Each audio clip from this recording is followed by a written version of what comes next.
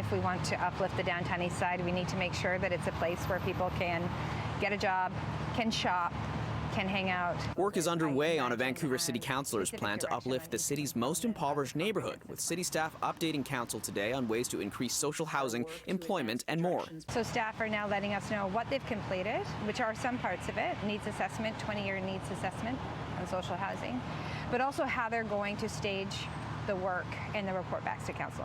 Now, while Councillor Rebecca Bly's plan aims to uplift the Downtown Eastside, it does sit in the shadow of another motion going to council on Wednesday from Mayor Ken Sim that aims to pause all new supportive housing builds, not just here in the Downtown Eastside, but in all of Vancouver. I'm honestly really sad that it's being considered, because I've seen how much the supports around here have helped people. In the Downtown Eastside, Avery Defemia says they've been on a supportive housing wait list for 2 years. Defemia says they have been saving money just in case they don't get a housing offer by the time they have to leave the transitional housing program here at Union Gospel Mission.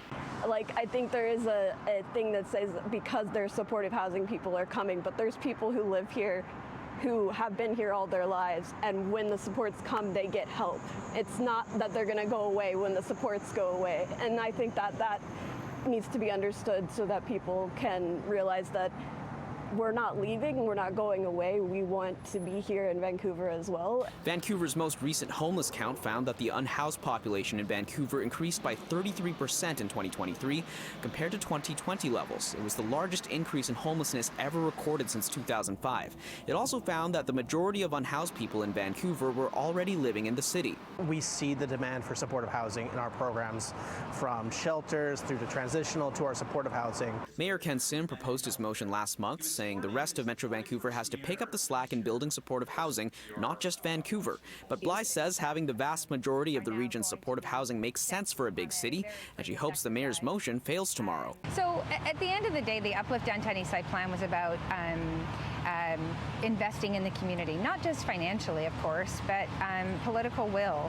resources, coordination, partnering with senior levels of government. It's about building up the community. The plan tomorrow that the mayor is bringing forward is regressive. It's saying let's cut off, let's freeze any supportive housing units that it would be new stock in the middle of a homelessness crisis. It just simply doesn't make any sense. Tomorrow afternoon, a protest is planned at City Hall opposing Mayor Sim's motion. In Vancouver, Kier Junos, City News.